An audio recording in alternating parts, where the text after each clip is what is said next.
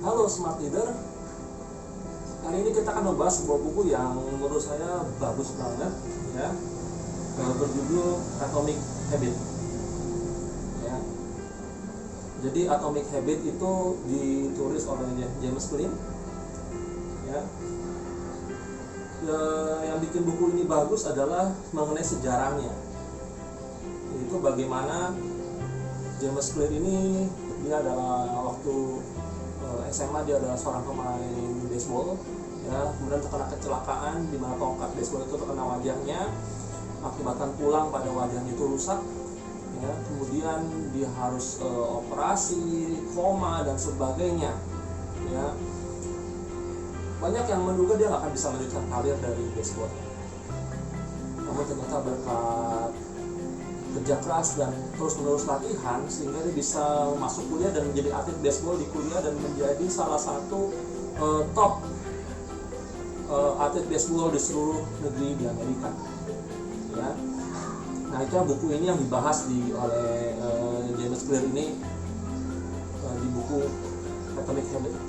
Perubahan-perubahan apa yang dilakukan sehingga bisa bangkit dari cedera yang dia alaminya yang hampir saja menembus nyawanya, namun dia bisa kembali menjadi atletis lagi. Ya.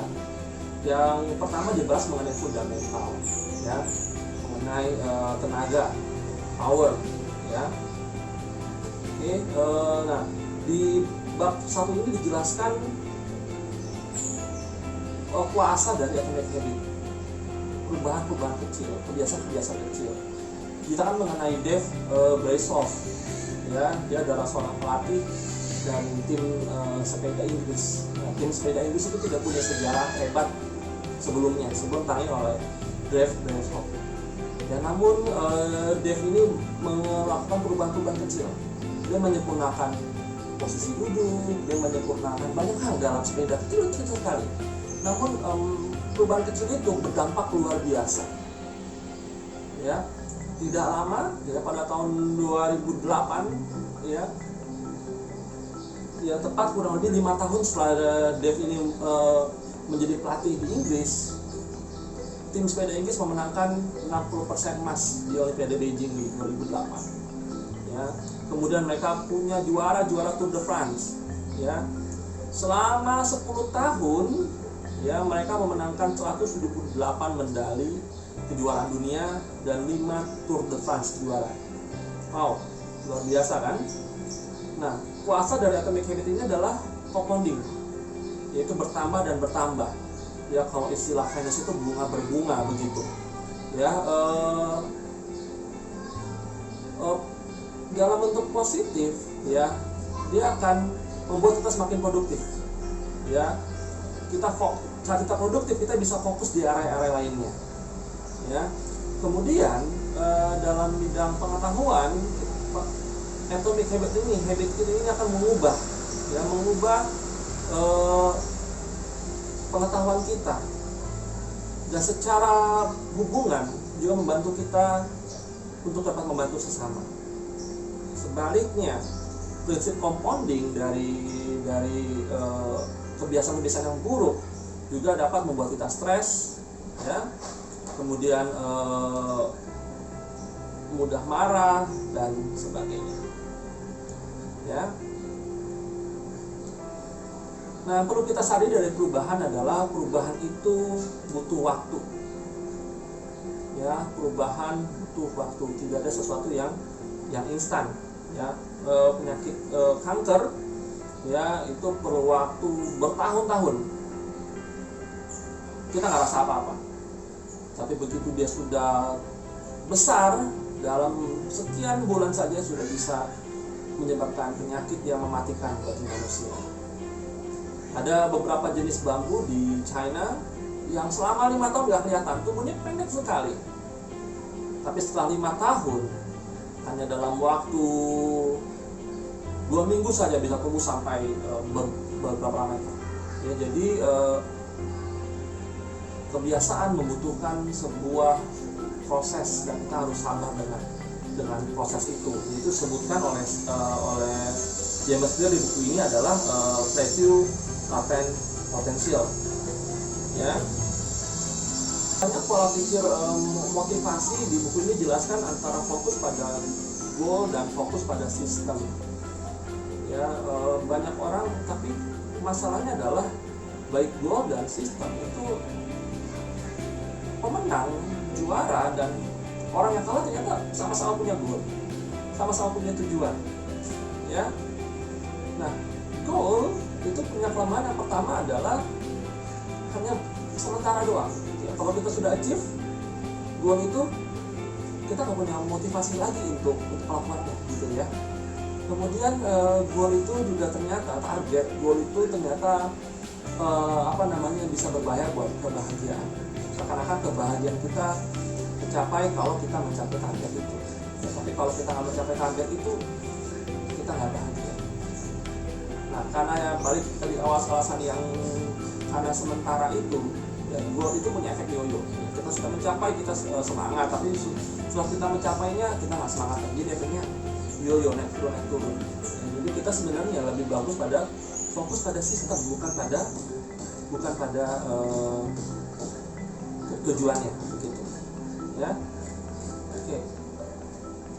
Antara kebiasaan dan identitas. Kebiasaan mempengaruhi identitas, dan sebaliknya identitas kita juga mempengaruhi kebiasaan kita. Ya. Jadi ada 3 tahap dari perubahan perilaku. Ya. Ada sebuah lingkaran, di dalamnya itu adalah identitas, tengahnya itu adalah proses, yang luarnya adalah outcomes atau hasil. Ya. Banyak kita hanya melihat pada outcome-nya, hasilnya saja. Namun yang harus dilihat sebenarnya adalah identitas. Itu yang benar. Jadi dari identitas merubah proses, merubah outcome, bukan sebaliknya. Hasil merubah proses, merubah identitas, terbalik. Ya. Yang harus dilihat pertama kali adalah identitasnya.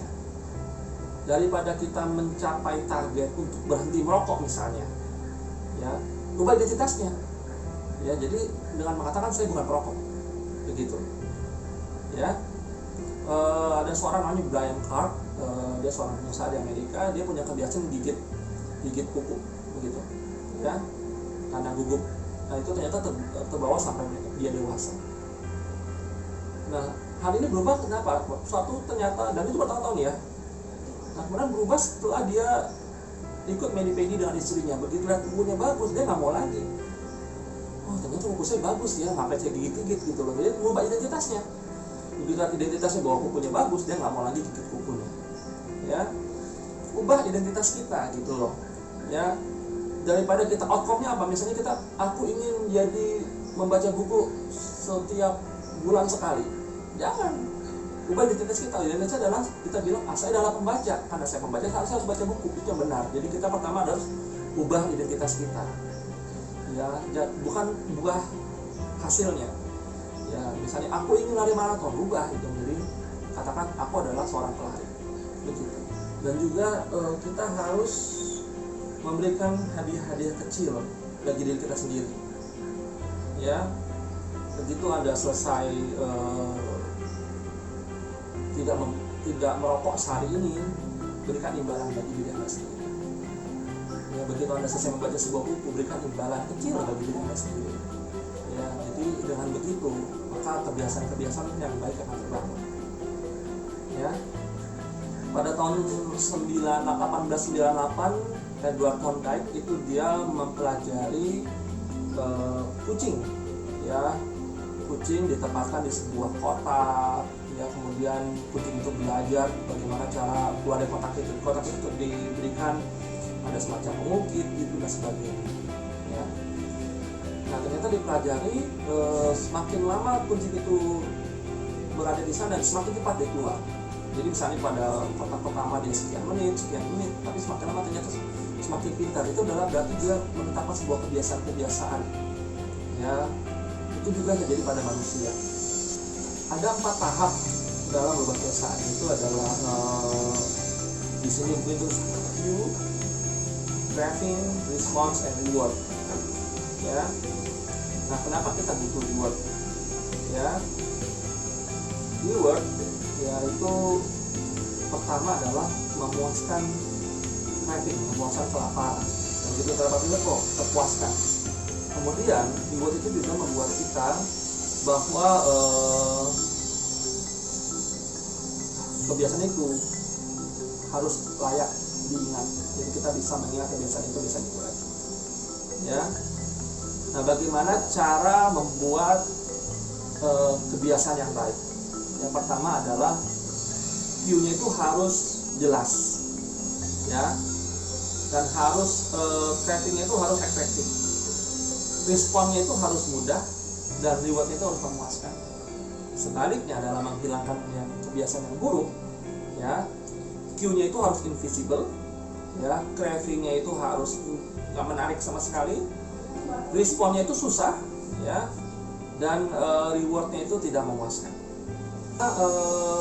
Ada seorang psikolog, ya, bernama Gary Klein. Dia menceritakan ada seorang perawat, ya, dari sebuah pesta di sebuah pertemuan keluarga. Begitu perawat ini ngeliat ada papa mertuanya kok mukanya nggak benar, gitu. Dia bilang sama papanya, aku nggak suka mukamu. Ya, papanya kira dia bercanda gitu kan, aku juga nggak suka kok lihat muka kamu gitu. Ternyata bukan itu maksud saya muka kamu aja nggak beres, coba ke dokter gitu. Ya, dan benar saja begitu mereka ke rumah sakit, ternyata papa mertuanya itu sedang mengalami gejala penyakit jantung. Ya, perawat ini dia nggak tahu nggak bisa menduga bahwa papanya sakit jantung, papa mertuanya ini. Namun pengalaman dia bertahun-tahun sebagai seorang perawat itu sudah built-in, sehingga dia bisa lihat ada satu yang aneh antara muka, wajah dan mata dari papa mertuanya ini. Ya, ini juga ini adalah seperti habit gitu loh. Habit adalah sesuatu yang bisa kita jalankan, tapi kita nggak sadar, gitu ya. Oke. Yang pertama adalah untuk dalam merubah kebiasaan, kita harus membuat semacam daftar kebiasaan kita. Mulai dari bangun pagi, bangun tempat tidur, misalnya contoh ya, bangun tempat tidur, matikan alarm, misal cuma cek handphone, ya, kemudian apa lagi, olahraga, sarapan, mandi, siap-siap ke kantor, dan sebagainya. Nah, itu kita kasih tanda itu dengan tanda plus sama dengan atau minus. Plus itu kalau kita perlu tambah, ya. Contoh bisa tidur kita baru katakanlah 5 jam, kurang, tambah, kasih tanda tambah. Matikan alarm ya harus ya, kasih sama dengan. Cek handphone perlu nggak? Nggak perlu harusnya pagi-pagi, kasih tanda minus. Dengan begitu kita tahu mana kebiasaan yang harus kita tambah, mana yang harus sama aja, mana yang harus kita hilangkan. Coba lakukan itu sekarang teman-teman, ya, nanti setelah nonton ini, ya. Penelitian di tahun 2001 di Inggris dia membagi 3 kelompok, ya, ada kelompok kontrol, kelompok motivasi, dan kelompok dengan rencana. Kontrol mereka melakukan motivasi, ya. Kemudian motivasi yang dijadikan motivasi. Dan yang kelompok yang ketiga yang berencana, ya. Jadi misalnya di sini dilus mereka ingin pergi ke gym gitu untuk olahraga. Ya, ternyata kelompok pertama, ya, dan kelompok kedua itu nggak terlalu beda jauh, ya, hanya sekitar 35-38% yang pergi ke gym sekali seminggu, ya.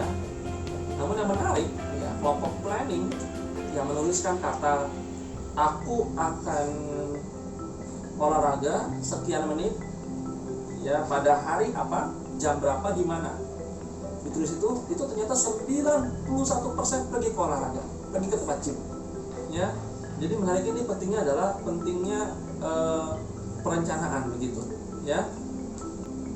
Kita perlu melakukan kebiasaan itu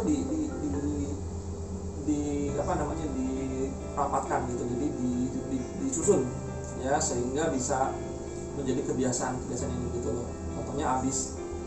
Contoh misalnya habis saya datang kantor, saya akan nyalakan laptop dan sebagainya. Jadi kita punya kebiasaan-kebiasaan yang otomatis berjalan dengan baik seluruhnya, ya. Nah, ini adalah pentingnya seperti itu habit stacking. Jadi kita mulai menyusun, ya. Setelah ini saya akan melakukan ini, setelah ini saya akan melakukan ini gitu, ya. Ya, setelah saya bangun pagi saya akan mulai olahraga begitu misalnya. Jadi kita mulai menyusun kebiasaan-kebiasaan yang baik. Oke. Dan itu juga kita bisa lakukan sesuatu yang otomatis. Misalnya kalau saya melihat ada tangga dan ada lift gitu ya, saya pilih tangga begitu ya. Jika saya melihat ada acara-acara, saya akan bergabung dengan riang. Jadi kita mulai kebiasaan-kebiasaan seperti itu. Ya, jika saya di restoran saya melihat makanan yang hijau dibandingkan dengan daging, saya pilih yang hijau bagian yang ingin lebih sehat. Jadi seperti itu contohnya ya. Oke. Setelah saya selesai makan, saya akan langsung mencuci piring makanan saya. Nah, itu adalah habit-habit stacking ya. Bisa di buku ini dijelaskan seperti itu. Oke. Motivasi dan lingkungan ya. Ada sebuah penelitian dari namanya Anna Thorndike ya. Dia meneliti kenapa banyak orang minum soda begitu, minum Coke dan sebagainya. Kemudian dia melakukan sebuah studi, dia naruh lebih banyak tempat-tempat minuman air mineral ya, ditaruh banyak begitu di kafetaria itu. Ternyata saja beda ya. Setelah 6 bulan konsumsi minuman sodanya turun ya 14%, dan minuman air mineralnya naik 25% ya. Jadi ternyata pengaruh ya, lingkungan itu pengaruh. Begitu taruh banyak sekali air mineral, orang lebih pilih air mineral dibandingkan minuman bersoda ya. Nah, bab berikutnya di buku ini dibahas mengenai self control ya. Ada sebuah penelitian ya, di saat perang Vietnam tahun 71 ditemukan banyak sekali prajurit tentara Amerika di Vietnam itu adalah kecanduan alkohol, kecanduan heroin ya. Namun yang menariknya adalah begitu mereka pulang ke rumah, 90% tidak lagi jadi tercandu dari heroin ya. Ternyata kenapa mereka kecanduan heroin di sana? Karena mereka punya teman-teman yang juga kecanduan heroin, lingkungannya itu stres ya kan, mereka selalu dalam bahaya, dalam perang, sehingga mereka kecanduan dengan heroin. Nah, begitu mereka pindah ke rumah itu, mereka nggak ketemu lagi teman-teman yang sama, mereka nggak dalam situasi stres dan terancam dan sebagainya, sehingga mereka nggak muncul lagi kecanduan untuk heroin. Nah, ini adalah ternyata pengaruh sekali lingkungan begitu ya. Kebiasaan buruk itu punya otokatalitik gitu loh. Itu yang gampang kali orang untuk jadi kebiasaan buruk ya. Itu kenapa kita harus mengurangi exposure ya. Kita berada di tempat-tempat yang membuat kita mudah untuk kebiasaan buruk ya. Kalau Anda misalnya ingin menyelesaikan pekerjaan dengan cepat, ya coba Anda tinggalkan handphone Anda, contohnya seperti itu ya. Kalau Anda ingin misalnya ya merasa nggak secure, ya coba jangan lihat lagi sosial media ya. Kalau Anda sering nonton TV, ya coba TV-nya itu dikeluarkan dari tempat tidur Anda, pindahkan ke ruangan yang lain. Jadi kita harus kurangi exposure ya. Nah, bagaimana kita bisa melakukan hal-hal yang kebiasaan-kebiasaan yang sebenarnya kita kurang sukai namun itu penting dan itu bagus dalam kebiasaan-kebiasaan kita itu dengan cara menggunakan bundling ya, dibundle, digabung ya. Contohnya begini, misalnya ya, contohnya setelah saya lakukan kebiasaan ini yang saya sukai ya, atau yang biasa saya lakukan, saya akan lakukan kebiasaan yang ingin saya lakukan, yang harus saya lakukan. Setelah saya melakukan hal yang harus saya lakukan, saya akan lakukan hal yang saya mau lakukan. Contoh ya, misalnya Anda harus salesman, Anda harus melakukan banyak telepon gitu. Contohnya begini, setelah saya makan siang, saya akan lakukan telepon kepada customer. Nah, baru kemudian Anda melakukan apa yang Anda mau. Setelah itu baru saya akan misalnya mengecek handphone, atau Anda bisa mengecek tim bola favorit Anda. Nah, seperti itu. Jadi Anda taruh kebiasaan yang biasa Anda lakukan, kebiasaan yang ini harus Anda lakukan, dan kebiasaan yang ingin Anda lakukan ya. Itu namanya habit stacking ya. Kemudian di hukum yang kedua mengenai craving adalah mengenai pentingnya teman dan keluarga. Ya, di sana ada ini mengenai Laszlo Polgar, ya. Dia mengatakan bahwa kebiasaan itu bahwa kita itu bukan genetik. Jadi dia menikah dia punya anak-anak perempuan, dan ternyata benar anak perempuan itu dididik mengenai suka untuk mencatur, dan ternyata anak-anak itu menjadi hebat sekali di bidang catur, menjadi salah satunya menjadi seorang grandmaster internasional. Ya, jadi pentingnya di sini keluarga dan teman-teman dalam membentuk kebiasaan kita.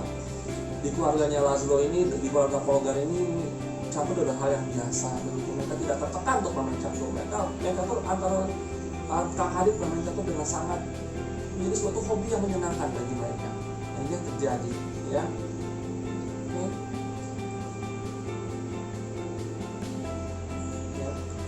Nah, kita biasa mengcopy kebiasaan dari orang-orang yang dekat dengan kita, kemudian dari orang-orang yang banyak, dan yang ketiga dari orang-orang yang powerful, ya. Kita mengadopsi orang-orang yang dekat dengan kita, keluarga kita, teman-teman kita. Jadi kita harus hati-hati dalam bergaul. Kita juga mengadopsi dari orang-orang banyak. Nah, ini kenapa penting kita untuk juga memilih orang-orang yang sebuah komunitas yang memiliki hobi yang sama. Kalau Anda ingin pengen bisa suka baca, gabungan dengan klub buku gitu loh, ya, misalnya seperti itu. Dan kita juga suka bergaul dengan orang-orang yang berkuasa. Kenapa ada orang banyak suka baca buku, ya, sukses gitu kan, buku tentang Steve Jobs itu kenapa? Karena mereka ingin powerful begitu. Jadi di sini ceritakan mengenai seorang yang perokok, ya, ternyata setelah digali motifnya, ya dia ternyata nggak perlu merokok begitu, ya. Dia nggak perlu merokok untuk merasa oke, ya. Rokok nggak melakukan apa-apa bagi dirinya, ya. Kita bisa hidup sosial dengan orang lain tanpa harus merokok, ya. Merokok tidak menyebabkan stres, tapi merokok merusak tubuh kita, ya. Oke. Dan kita harus merubah mental state kita. Kita harus merubah pola pikir kita di sini. Misalnya kalau kita ingin olahraga, ya, kita mikir, waduh, ini olahraga bakal capek, keringetan, melelahkan, ya. Kita harus bangun dan ganti itu, ya. Ini saatnya saya untuk meningkatkan kebugaran saya dan menjadi lebih cepat. Misalnya seperti itu. Dalam hal menabung misalnya, kan menabung artinya aku nggak bisa belanja. Nah, coba kita ganti, ya.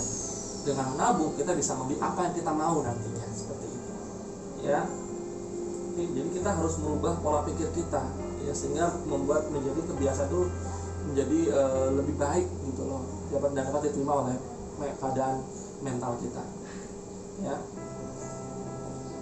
Di bab yang ketiga yaitu mengenai program, ya, itu pertama intinya adalah harus dibuat mudah, ya. Mengenai Jerry Ullman, dia adalah seorang profesor fotografi, ya. Dia membagi dua kelompok mahasiswa, ya. Yang pertama adalah kelompok kuantitas, yang kedua adalah kelompok kualitas. Kelompok kuantitas dia bilang begini, oke, kamu kelompok kuantitas, kamu kasih saya foto aja deh, nggak perlu deh bagus atau jelek, saya kasih kamu nilai sesuai dengan jumlahnya. Contoh misalnya kalau 100 foto nilainya A, 90 foto nilainya B, 80 foto nilainya C, dan seterusnya. Nah, kelompok kualitas, kamu gak usah kasih saya foto banyak-banyak, cukup satu aja tapi yang paling bagus, ya. Hasilnya mengejutkan, ternyata banyak sekali kelompok-kelompok foto-foto bagus ditemukan pada kelompok yang kuantitas. Jadi pada mereka yang membuat 100 foto, 90 foto, mereka bereksperimen dengan banyak cara, exposure, lighting, dan sebagainya, foto jadi keren-keren. Sebaliknya kuantitas, mereka sibuk mikirin planning, harus gimana. Kebanyakan planning akhirnya fotonya jadinya biasa-biasa aja. Nah, ya, jadi ini pentingnya membuat kita untuk terus berlatih begitu kan. Voltaire bilang musuh dari yang baik adalah yang terbaik. Kadang-kadang kita pilih yang terbaik, jadi kita nggak jadi yang baik gitu loh. Jadi karena kita pusing mikir untuk jadi yang terbaik terus, ya. Dan kita perlu mulai melakukan habit line, ya. dimana itu ada kurva ABC, ya dimana kita mulai melakukan, dia mulai terbiasa dan dia menjadi otomatis, ya, dan akan terus kita ulang dan ulang, ya. Jumlah harinya berbeda-beda. Mungkin ada orang yang dengan cepat mencapai kurva di C, ada orang mungkin butuh beberapa hari lebih lama untuk mencapai kurva C. Namun kalau kita konsisten dan serius, ya, kita semua bisa akan mencapai kurva ini yang menjadi kebiasaan itu. Tak kita, ya, punya kebiasaan itu ingin melakukan semuanya itu dengan sesederhana mungkin, dengan segampang mungkin, melibatkan tenaga yang sekecil mungkin. Nah, itu adalah ciri dari otak kita. Jadi kita harus buat kebiasaan kita jadi seperti itu juga, ya.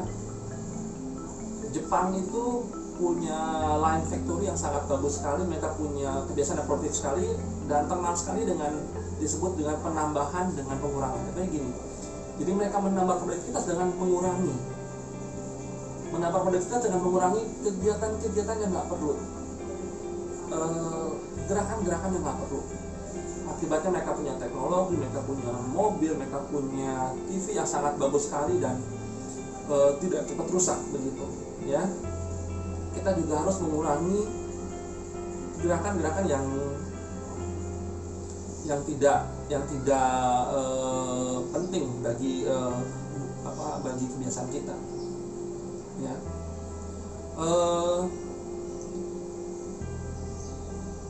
Proactive lazy. Nah, ini adalah suatu orang. Jadi kalau kita merasa diri kita malas dan banyak kita malas, ya, kita harus lakukan itu dengan cara yang smart gitu, ya.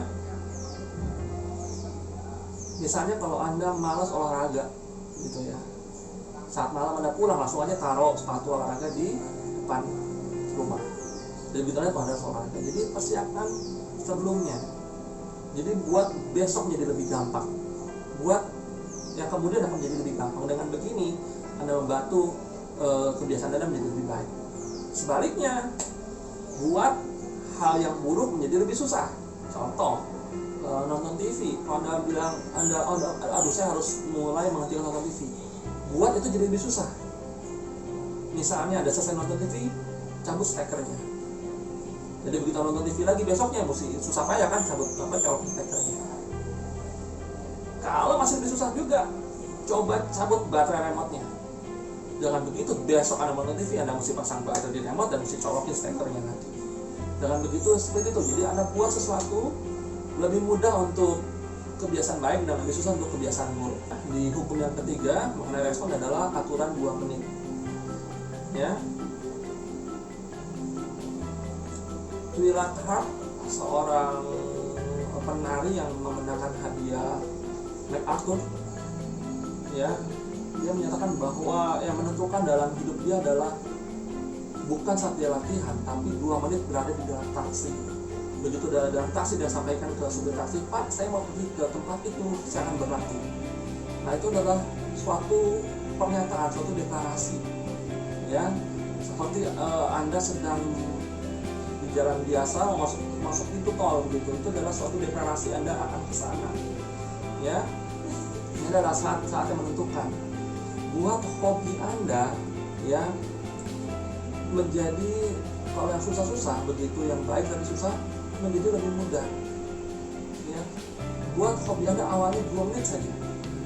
Misalnya baca buku 1 halaman, Anda jogging 2 menit, selesai, sudah. Tapi lakukan secara kontinu.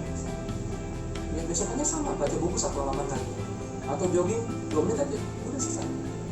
Begitu Anda melakukan itu sehari demi sehari, minggu demi minggu, maka menjadi kebiasaan yang baik, ya.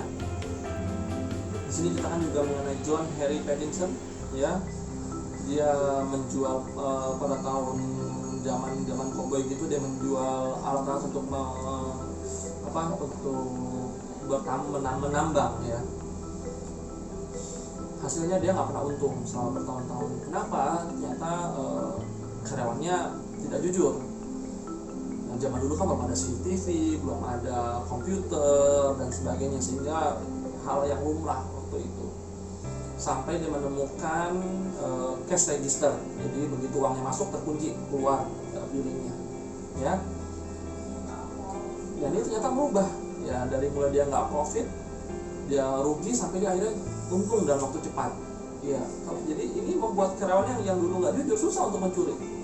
Dan ini juga dengan kebiasaan buruk kita, ya, kita harus buat itu susah untuk melakukan kebiasaan buruk lagi, ya. Oke. Nah, hukum yang keempat, ya, mengenai reward, ya, ada namanya aturan utama mengenai reward, cardinal rule, ya, ini unik, ya. Peneliti bilang ada time inconsistency gitu. Kenapa? Karena kita ternyata manusia bukan tipe orang yang sabar, ya, bukan tipe orang yang sabar, ya. Stephen Luby, seorang pekerja sosial kesehatan di Karachi, dia menemukan banyak sekali masalah di sana, masalah kesehatan di sana, ya, buruk sekali kesehatan di sana, dan dia berpikir, oh, kayaknya bisa berkurang nih kalau orang mencuci tangan. Nah, kemudian dia mencoba mengajarkan mereka cuci tangan dengan sabun yang wangi, ada busanya, dan rasanya menyukai gitu, kok enak ya begitu. Dan selama 6 bulan di sana, dia mulai mengajari banyak penduduk untuk cuci tangan di tempat umum dia. Itu dan selama itu akhirnya ternyata angka sakit disentri menurun dan banyak penyakit menurun. Dan 5 tahun berikutnya, ya, setiap keluarga itu punya tempat bercuci tangan dan punya sabun mencuci tangan. Itu merubah kehidupan di Karachi di Pakistan hanya dengan cuci tangan aja. Kenapa? Karena itu menyenangkan, ya, cuci tangan itu yang wangi, berbusa. Nah, itu seperti itulah kebiasaan baik, itu harus menyenangkan dan harus segera gitu terasa manfaatnya, ya. Nah, sebaliknya, kenapa kebiasaan buruk itu orang kita sudah tahu, ya, kebiasaan buruk itu contoh merokok, ya, bisa menyebabkan penyakit, ya, tapi hasilnya kan nanti, ya. Sebaliknya, enaknya sekarang. Nah, kenapa orang tetap pada kebiasaan-kebiasaan buruk begitu, ya? Nah, bagaimana cara membuat habit yang baik, ya? Di sini diceritakan mengenai seorang karyawan baru di sebuah bank kota kecil di Kanada, ya, bernama Trent Smith. Orang biasa, pemuda baru lulus kuliah, namun ternyata setelah berapa bulan menjadi sana, dia bisa menghasilkan banyak sekali orang-orang yang bekerja, orang-orang yang mau berinvestasi di bank tersebut, ya. Dia berhasil memasukkan 5 miliar di telapak tangan dia, yang kepada bank tersebut. Ternyata dia punya kebiasaan, setiap pagi dia menaruh paperclip di sebuah mangkok, ya, kemudian mangkok kosong di sebelah, ya. Jadi dia ada 120 paperclip. Nah, dia akan mulai menelpon. Begitu sesuatu menelpon, dipindahkan satu, dan yang akan berhenti menelpon sampai seluruh mangkok ini kosong dan pindah seluruh mangkok yang sebelah sini, ya. Ya, nah, kita perlu namanya juga habit tracking, ya. Kita bisa men-track bagaimana kebiasaan-kebiasaan yang sudah kita jalankan, ya, kebiasaan baik yang sudah kita jalankan, ya. Oke. Nah, itu harus jelas, harus menarik, harus memuaskan, ya. Namun bagaimana kalau gagal? Ya, kita manusia, ya. Ada suatu hal yang kita nggak bisa hindari. Cuma kuncinya adalah jangan gagal 2 kali. Begitu kita fail hari ini tersebut, besoknya jangan. Karena begitu sudah kita lakukan untuk 2 kali, kita akan kehilangan motivasi. Jadi never miss, never fail twice. Dan kita juga perlu terhindar dari jebakan-jebakan angka. Banyak angka menuliskan bahwa kalau kita timbangan kita nggak turun-turun misalnya, kita sudah diet sekian bulan tapi angkanya tetap sama. Jangan kita terjebak dengan itu. Saya perhatikan juga bagaimana kondisi kulit kita lebih baik setelah kita berdiet, kemudian bagaimana juga kita lebih berenergi gitu. Jadi hindari jebakan-jebakan angka. Mungkin angkanya nggak muncul, tapi kita harus percaya perubahan terjadi, ya.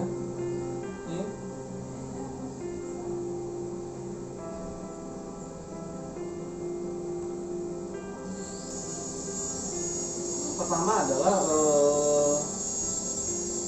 saat kita memilih sebuah kebiasaan yang untuk yang kita mulai yang baru, itu nggak langsung cocok ya. Coba seperti pacaran gitu, kita bangun hubungan ya, kita lihat apakah cocok dan sebagainya ya, dan kita harus melakukannya itu dengan fun, dengan gembira ya, dan juga itu terlihat alami buat kita di sini, nggak dibuat-buat buat kita stres dalam melakukan kebiasaan tersebut ya. Nah, usahakanlah dalam melakukan kebiasaan-kebiasaan kita bisa lakukan itu hal itu lebih baik dari orang lain atau menjadi berbeda dengan orang lain ya, itu bermanfaat buat kita kebiasaan. Talent itu bukan suatu hal yang bisa kita bisa kita manipulasi ya. Kita bandingkan antara Michael Phelps dan Al Guards ya, seorang adalah perenang, yang seorang adalah pelari. Tubuhnya tingginya beda, besarnya beda, tinggi selangkangannya berbeda. Nah, bayangkan kedua atlet ini adalah atlet hebat, pemenang Olimpiade dua-duanya. Gimana kalau kita tuker? Ya, Michael Phelps yang berat ikut lomba lari, sementara Al Guards yang pendek sebenarnya hanya tingginya mungkin hanya 160 sekian ikut lomba renang. Terus ya mereka berdua bahkan mengenai pergu pun mereka nggak menang. Jadi inilah yang disebut genetika ya. Jadi kita nggak bisa memaksakan diri kita untuk ikut pandai dalam semua kebiasaan dan semua hal. Tapi kita harus sadar ya bahwa kita bisa melakukan potensi sesuai dengan bakat kita. Ya. Steve Martin di Disney ya, dia bisa memulai itu dari hanya sekian 2 menit. Dia melucu begitu sampai akhirnya bisa sekian lama, tambah lama dan menjadi seorang yang sangat hebat sekali di bidang komedi ya. Berawal dari dia waktu usia 10 tahun berada di Disneyland di California ya, sehingga begitu kita bisa melewati kebosanan, namun juga tidak melewati kegagalan ya. Jadi seperti misalnya kalau kita bermain tenis melawan anak kecil ya, kita pasti menang. Tapi kalau kita melawan Serena Williams, kita pasti kalah ya. Jangan seperti itu, kita pilih lawan tanding yang sesuai ya. Begitu kita itu, kita akan enjoy dan terus latih. Demikian juga dengan hobi kita, dengan habit kita, kebiasaan kita. Pastikan itu tidak terlalu berat dan tidak terlalu ringan juga ya, sehingga kita bisa terus melatih dan berkembang ya. Dan kita harus cinta dengan, saat kita mulai bosan, mulai capek, mulai jenuh, kita harus cinta dengan jenuh itu sehingga kita bisa terus melangkah ya. Nah, ada hal yang buruk tentang bagaimana kita setelah otomatis melakukan hal baik, kita menjadi sepertinya udah kebiasaan baik itu udah biasa, otomatis sudah begitu menganggap itu hal yang remeh ya. Namun yang baiknya adalah begitu kita mulai sadar hal itu, kita harus mengevaluasi dan kita harus meningkatkan terus, sehingga kebiasaan baik kita menjadi lebih ahli, lebih baik seperti ini. Seperti ada nanti di grafik sampilkan ya. Ya, kita catat kebiasaan baik kita buat review, kita buat kita redefinisi hubungan kita, dan kita harus terus lunak dan terus belajar dan terus berubah ya. Nah, intinya di buku ini adalah perubahan kecil yang terjadi, dan jika itu konsisten dilakukan akan menghasilkan perubahan yang luar biasa.